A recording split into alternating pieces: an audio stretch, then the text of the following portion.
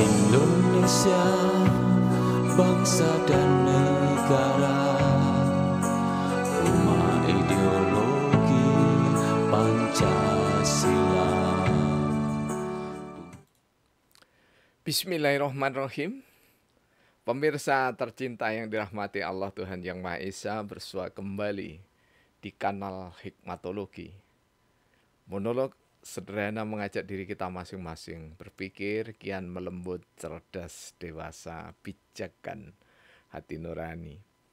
Berdasar kitab suci agama kepercayaan yang kita yakini, tentu saja menjunjung nilai luhur Pancasila niscaya dalam kehidupan sehari-hari. Pemirsa yang dirahmati oleh Allah Subhanahu wa Ta'ala, ada sejumlah permintaan yang sebenarnya ini cukup lama. Kami mohon maaf ya, karena baru kali ini kita sajikan, yakni bertalian dengan jamaah udara yang pernah membersamai kami, artinya kami bersama-sama pendengar radio Mitra Adisuara sejak tahun 2009 sampai dengan 2014, dan di antara kajian itu di hari Senin, yakni adalah At-Tibum Nabawi, khusus membahas tentang dampak positif sholat dalam merengkuh sehat. Di samping tema lagu yang kita ambil hikmahnya di hari Rabu, Selasa kita khusus Tibum Nabawi tentang herbal, dan Kamis kita berbicara tentang aspek sosial politik. Ini adalah untuk mengenang ketika kami ada di Radio Mitra Adisuara Jalan Cipto 16 Kota Malang, atau yang lebih populer dikenal dengan Mas FM. Ketika itu host yang handal, masih muda, sekarang memimpin salah satu perusahaan di daerah Jombang, yakni adalah Ananda, kalau sekarang sudah Bapak Enda ya. Angki Pratama Putra, sarjana sosial, sarjana ilmu komunikasi. Tentu saja permintaan ini gayung bersambut dari jamaah yang benar-benar berada di dalam Masjid Khadijah Celaket, Kota Malang. Artinya jemaah yang tadinya di udara di 2009 sampai 2014 ini berkumpul di Masjid Khadijah Celaket Malang. Baik, langsung kita ke pokok bahasan bahwa pengaruh gerakan sholat untuk mendapatkan sehat. Ada penelpon dari Kecamatan Gondang Legi, jadi seorang habaib begitu menelpon bahwa maaf Kiai, ini kami dipanggil Kiai ya, walaupun kami hanya sekedar akademisi ya. Kalau sholat ditinjau dari kesehatan, maka bagaimana dengan ridho Allah? Kami pun memberikan jawaban bahwa sebenarnya seluruh rangkaian ibadah apapun bentuknya, baik yang yang bersifat umum, tersenyum sampai dengan bersedekah dan yang lainnya, sampai dengan yang istimewa adalah sholat, berhadapan langsung kepada Allah dalam makna ada rukun, ada sunnah, ada fardunya ya. Maka tentu saja ridho Allah itu adalah yang sangat didambakan mukminin dan mukminat. Jadi yang kita bicarakan ini adalah dampak yang bisa kita nikmati ketika kita ada di dunia. Dan sehat itu di dalam Sahih Bukhari yang diurai dengan sangat piawai di dalam Fathul Bari, ya, bahwa hadis yang diriwayatkan oleh Imam Bukhari itu, setelah iman tidak ada lagi yang sangat dibutuhkan atau nikmat yang tertinggi kecuali adalah kesehatan. Jadi kita menuju ridhonya Allah, memohon ridhonya Allah. Namun permohonan ridho Allah itu di antara keridhaan Allah yang paling kita panjatkan adalah kesehatan jiwa raga kita. Karena dengan iman dan kesehatan yang melekat pada tubuh, kita akan bisa menggapai nikmatnya ilmu pengetahuan. Kita akan bisa merasakan lezatnya rezeki yang dianugerahkan Allah yang Maha Rahman. Semoga saja kita tidak terjebak pada sholat untuk sehat, bukan itu. Tetapi sekali lagi, sholat di antara ridhonya Allah adalah kita mendapatkan nikmat sehat. Mengapa di awal ini kita kaji ruku, ya, untuk mengulang kajian di Radio Mas FM itu? Karena berangkat dari sabdanya Rasulullah Muhammad Sallallahu Alaihi Wasallam, ya, Inna abdul sholah ruku'u wa sujudu. Itu dalam Sahih Bukhari Muslim. Kemudian waqamu di dalam riwayat Imam Muslim sendiri. Ya. Menjadi penting dibahas di depan karena ini adalah yang paling sulit. Ya. Jadi posisi seperti yang dilakukan oleh Ananda Mugi itu, kalau panjenengan memperhatikan, tongkat yang saya pegang itu tidak menyentuh tulang punggungnya. Ini adalah pula yang dikehendaki oleh Rasulullah Muhammad SAW, di mana beliau bertutur bahwa ketika kamu melakukan rukuk, maka tempatkanlah ruas tulangmu itu di tempat semula. Artinya, kalau kita berdiri begini kan tidak tegak, pasti ada lengkung begini ya.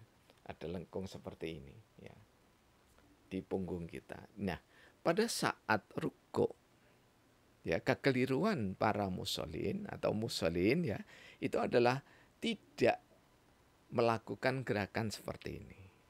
Kenapa seorang De Mugi Ramdhani, sarjana administrasi bisnis, ya, alumni dari Fakultas Ilmu Administrasi Universitas Brawijaya Kota Malang, mengapa dia bisa 90 derajat bentuknya seperti itu, ya?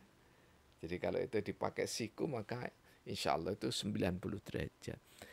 Karena berlatih. Dan ketika berlatih itu harus ada yang membimbing. Karena itu jika di dalam thariqat dikenal mursyid, maka di dalam gerakan sholat pun tanpa bimbingan hanya membaca pedoman sholat, seberapapun hebatnya pedoman sholat itu, maka untuk menerapkan gerakan-gerakan itu butuh pendampingan dari seorang guru. Tentu saja adalah guru yang sudah bisa melakukan rukuk seperti itu, yang sudah bisa melakukan sujud seperti itu. Karena jika hanya membaca saja dan sangat memahami, ya, fakih di dalam Al-Quran dan As-Sunnah, tetapi prakteknya belum tentu kita ini bisa benar-benar sesuai dengan yang dikehendaki oleh Rasulullah Muhammad Sallallahu Alaihi Wasallam. Jika ada yang bertanya, apakah Rasulullah seperti itu sujudnya? Nah, kami melakukan riset, di antara riset yang kami hasilkan, yakni adalah kami menemui seorang yang beberapa kali, bukan saja seorang, tapi beberapa orang yang beberapa kali tidak saja melihat sholatnya Rasulullah, tidak saja melihat rukuknya Rasulullah, tapi juga pernah mengikuti tuntunan dari Rasulullah langsung. Dan ini memang, mohon maaf, sekali lagi mohon maaf ya, tidak ada maksud lain kecuali ini hanya riset yang kami yakini bahwa informan yang kami wawancarai secara mendalam, in-depth interview, itu memang betul-betul sahih, bisa dipercaya. Jadi kami lakukan juga cross check ya, peer debriefing dan yang lainnya dalam kaidah ilmu sosial ya, atau grounded research, minimal kualitatif begitu ya. Maka orang yang akan memberikan informasi ini, kejujurannya, kesalehannya itu sudah teruji di tengah kehidupan masyarakat ini. Karena itulah pemirsa yang dirahmati oleh Allah ya, kita masuk pada materi hikmah ya. Namun sebelumnya ini juga pemirsa bisa melihat dalam surah ke-26 ya, ayatnya insya Allah ke-200, ini saya lihatnya ya, ke-200 berapa? Ke-217, 18, 19, 20, 220 ya. Wa tawakkal 'ala azizir rahim alladzi yaraka khina taqum wa taqallubaka fi sajidin innahu huwas samiul alim. Mohon maaf ya, ini adalah makhrajul hurufnya tidak karuan karena memang kami bukan ahli untuk membaca. Tetapi kami praktisi di dalam At-Tibbun Nabawi sejak 51 tahun yang lalu. Jadi inilah paling tidak peringatan ke-51 tahun, tanggal 7 bulan 7 tahun 2023. Waktu itu di tahun 1972. Nah, apa yang kita petik dari pelajaran wa tawakkal 'ala azizir rahim tadi, bahwa kita ini khususnya yang kita bicarakan gerakan sholat harus betul-betul tawakal. Tidak bisa kita menawar-nawar. Gerakan itu ya harus seperti itu. Tapi apa gerakan yang lain sah atau tidak? Kami tidak membahas sah dan tidak sah ya. Itu adalah wilayah para fuqaha. Sedangkan wilayah kami ini hanya praktisi At-Tibbun Nabawi. Karena apa? Allazi yaraka khina taqum. Allah itu melihat ketika kamu menegakkan sholat. Jadi Allah melihat langsung, artinya bahwa betapa sangat istimewanya musholin di saat menegakkan sholat. Sangat amat istimewa sekali di hadapan Allah Subhanahu wa Ta'ala. Karena apa? Karena itu tanda kepatuhan, dan kepatuhan itu tentu saja shollu kama ra'aitumuni usolli. Ya, salatlah kamu seperti kamu melihat aku salat. Karena tidak semua orang mampu melihat salatnya Rasulullah ya, kecuali para sahabat dan orang-orang terkasih yang pernah membersamai Rasulullah Muhammad Sallallahu Alaihi Wasallam salat. Dan kita percaya itu. Di antara hikmah yang ada di dalam ruku ini ya, ruku ini sungguh sangat super istimewa. Mengapa?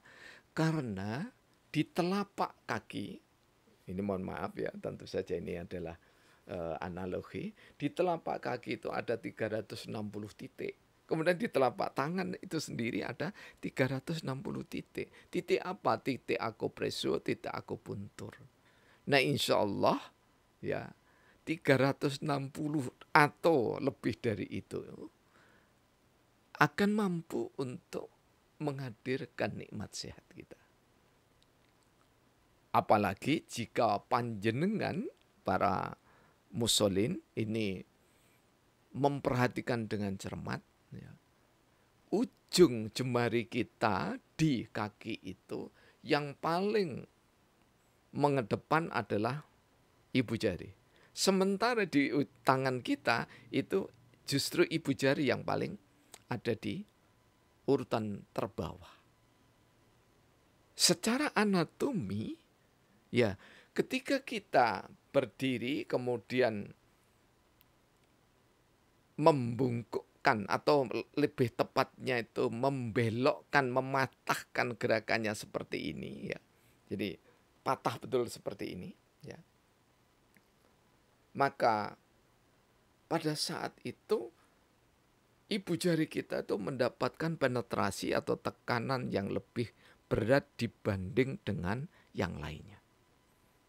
Kalau toh jari jemari kaki itu semuanya itu menyanggah tubuh, tetapi ibu jari itu menyanggah yang paling utama atau penyanggah paling utama. Mengapa ibu jari? Karena kalau panjenengan mirsani di sini, Anda melihat di sini ya, di lingkaran jempol kita atau ibu jari kita, ya, ini ada titik di tengah, ada pusaran.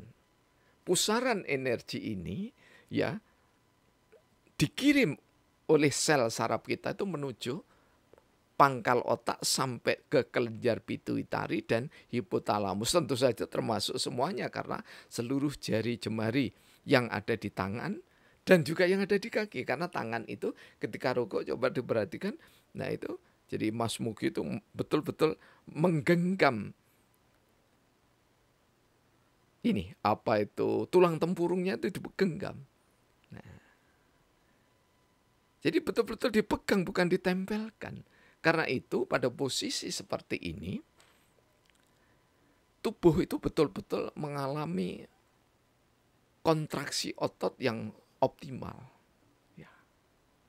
Jadi benar-benar kalau rukuknya cukup lama, ya, terutama sholat malam, maka pembakaran lemak itu akan terjadi optimal. Apalagi bangun sekitar jam 3 atau setengah 3 atau jam 2, ya, sampai dengan kita menunggu waktu sholat subuh, setidaknya sholat antara setengah jam, syukur kalau 1 jam begitu ya, maka apa yang kita lakukan ya itu benar-benar akan berdampak sehat pada tubuh kita. Jadi kalau hipotalamus ini ya, di samping kiri kanan ibu jari kita, kalau pituitari itu di tengah-tengah gitu. Ini terhubungnya secara anatomi dan ini sangat membantu orang-orang yang lelah bekerja untuk kembali bugar.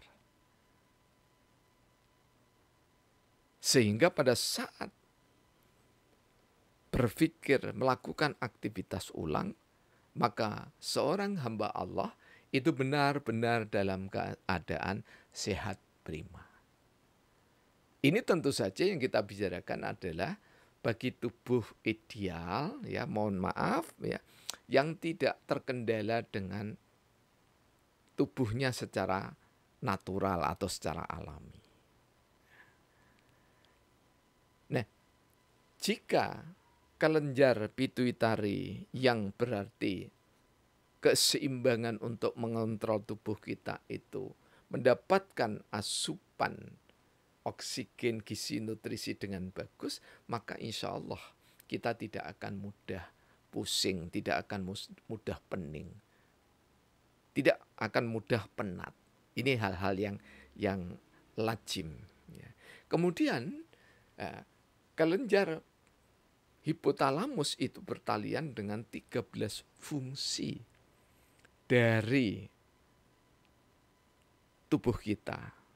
Mulai dari yang paling sederhana berkeringat, fokus atau khusyuk ya di dalam menjalankan ibadah, termasuk fokus di dalam melakukan segala aktivitas bekerja kita. Nah, itu. Nah, kemudian kapan kita makan, kapan kita minum, kapan kita melakukan kontrol pembicaraan, kontrol penulisan, dan seterusnya. Itu diatur semua oleh kolbu, oleh hati, kolbu mukmin baitullah, kemudian menyeruak ke otak, memerintahkan anggota badan. Jadi ada hikmah keselarasan jika kita rukuk itu secara sempurna. Tentu saja ini bukan yang terbaik ya yang dilakukan Mas Bugi bersama kami ini, tetapi setidaknya ada patokan ya, bukan pedoman. Jadi ada patokan umum di mana yang biasanya melengkung kemudian seenak kita sendiri, itu kita berusaha untuk benar-benar tawakal kepada Allah Subhanahu wa taala dan benar-benar kita mencoba untuk mengikuti apa yang diteladankan Rasulullah Muhammad SAW melalui para ulama-ulama yang hebat. Nah, pemirsa yang dirahmati oleh Allah, kemudian kami langsung lari ke lutut, ya. Ada apa dengan lutut? Nah, insya Allah kalau kita itu rukuk benar-benar menggenggam begini ya, menggenggam dengan kuat, ya, lutut kita, tulang tempurung kita, maka insya Allah kita akan dijauhkan dari rematik persendian. Ini beberapa hal setidaknya yang sering dialami di mana seseorang usia 50 tahun ke atas gitu ya, biasanya rentan, apalagi bekerja berat, rentan dari rematik persendian. Jika kita melakukan gerakan sholat, berusaha sangat hati-hati, kemudian berusaha mengikuti petunjuk fikih ya, baik fikih mazhab maupun fikih-fikih modern. Kenapa harus ada fikih modern? Karena fikih mazhab itu meletakkan dasar normatif dari kita melakukan sholat, sedangkan fikih yang bersifat umum itu meletakkan pengayaan pada musolin agar kita itu lebih rajin.